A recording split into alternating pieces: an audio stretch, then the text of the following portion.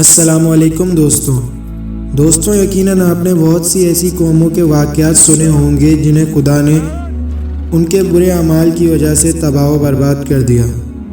لیکن آج میں آپ کو قرآن سے ایک ایسی قوم کا واقعہ بتاؤں گا جو آپ نے پہلے نہیں سنا ہوگا۔ اصحاب سبت ایک ایسا گروہ تھا جو سمندر کے کنارے آباد تھے اور ان کا پیشہ ماہی گیری تھا۔ اللہ تعالیٰ نے انہیں ہفتے کے روز شکار کرنے سے منع کیا تھا اور انبیاء کرام نے انہیں بتایا تھا کہ یہ دن تمہارے لیے عبادت اور مچھلیوں کے لیے امان خداوندی کا دن ہے۔ پھر اللہ تعالیٰ نے اس قوم کا امتحان لیا۔ ہفتے کے دن مچھلیاں سطح پر آ جاتی تھیں اور باقی ایام میں مشکل سے قابو میں آتی تھیں۔ اس قوم نے ناقص عقل کو استعمال میں لاتے ہوئے ایک عجیب طریقہ استعمال کیا اور ان کا خیال تھا کہ ایسا کرنے سے ہفتے کے دن کی حرمت پامال نہیں ہوتی۔ چنانچہ وہ سمندر سے چھوٹی چھوٹی نہریں نکال کر اپنے دروازوں تک لے آئے اور دروازوں پر انہوں نے بڑے بڑے حوض بنا لیے۔ جب ہفتے کا دن آتا تو وہ اپنی نہروں کے منہ کھول دیتے تھے۔ مچھلیاں امان خداوندی پر اعتماد کر کے ان کی نہروں میں آ جاتی تھیں اور حوض میں چلی جاتی تھیں۔ عصر کے وقت جب مچھلیاں واپسی کا ارادہ کرتیں تو وہ نہروں کا دہانہ بند کر دیتے تھے۔ یوں ہر ایک شخص کے حوض میں بڑی مقدار میں مچھلیاں پھنس جاتی تھیں اور وہ اتوار کے دن مچھلیاں پکڑ کر بازار میں فروخت کر دیتے تھے۔ جب انہیں ملامت کی گئی کہ ہفتے کے دن شکار کرنا حرام ہے تو وہ بڑی بے حیائی سے جواب دیتے کہ ہم نے مچھلیاں ہفتے کے دن نہیں پکڑیں بلکہ ہم نے تو اتوار کے دن مچھلیاں پکڑی ہیں۔ یقیناً وہ جھوٹ بولتے تھے کیونکہ وہ ہفتے کے دن مچھلیوں کو اپنے حوضوں میں بند کر لیتے تھے اور خدا کے سامنے ہیلے بناتے تھے۔ اس طرح ان کو ایک بڑی مقدار میں مچھلیاں مل جاتی تھیں۔ دوستوں، مچھلیوں کے فروغ سے انہوں نے بے انتہا دولت کمائی اور اس دولت کو شراب و شباب میں لٹانے لگے۔ اس شہر میں 80,000 افراد رہتے تھے۔ ان میں سے 70,000 افراد اس طریقے پر خوش تھے اور 10,000 افراد ایسے تھے جو اس طریقے کو پسند نہ کرتے تھے اور انہیں ایسا کرنے سے منع بھی کرتے تھے۔ قرآن مجید میں اللہ نے ان کی داستان بیان کرتے ہوئے فرمایا ہے کہ ترجمہ: ان سے اس آبادی کے متعلق دریافت کریں جو سمندر کے کنارے آباد تھی جب وہ ہفتے کے دن کو تجاوز کرتے تھے۔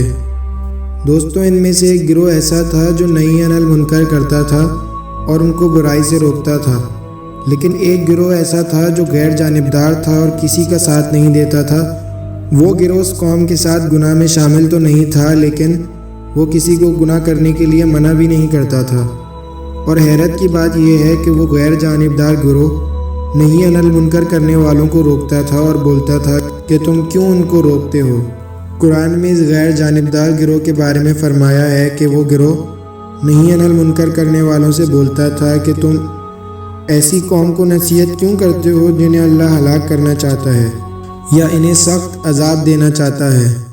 نہی عن المنکر کرنے والے افراد نے غیر جانبدار لوگوں کو جواب دیا، ہم اس قوم پر اہتمام حجت کرنا چاہتے ہیں تاکہ اللہ کے سامنے کوئی عذر باقی نہ رہے اور ہمارے اس عمل سے یہ بات واضح ہو جائے کہ اس غلط کام میں ہم ان کے ساتھ شریک نہیں ہیں اور یہ بھی ممکن ہے کہ یہ اس غلط روش سے باز آ جائیں۔ لیکن دوستوں، ان لوگوں پر کسی کی بھی نصیحت کارگر ثابت نہ ہوئی اور وہ بصورت اپنی ضد پر قائم رہے اور ہفتے کے روز شکار کرتے رہے۔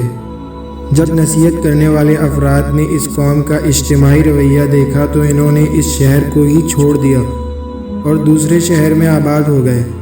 اللہ تعالیٰ نے ان لوگوں کو چند دن کی مہلت دی تاکہ وہ اپنی اصلاح کر لیں، لیکن انہوں نے اپنی سابقہ روش کو قائم رکھا۔ آخر کار اس قوم پر اللہ کا عذاب نازل ہو گیا۔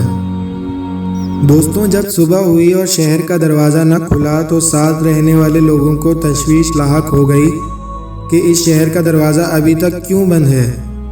لوگ جمع ہو کر شہر کے دروازے پر آئے اور بڑی دیر تک دستک دیتے رہے لیکن دروازہ نہ کھلا۔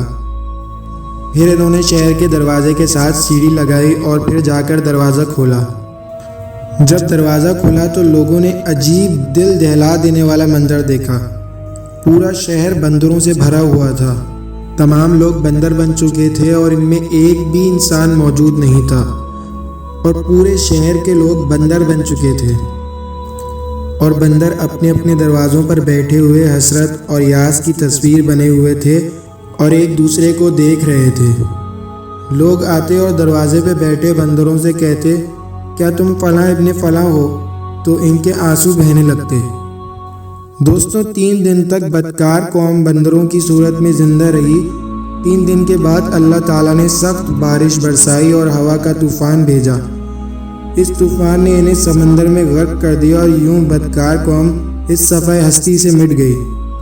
دوستوں یہ بات واضح رہے کہ تاریخ سے یہ بات ثابت ہوئی ہے کہ اس دنیا میں کوئی بھی مسخ شدہ قوم 3 دن سے زیادہ زندہ نہیں رہی، اور اس وقت جو بندر نظر آتے ہیں یہ بندر پہلے دن سے ہی بندر تھے، اور مسخ شدہ قوم کی نسل آج تک نہیں بڑھی۔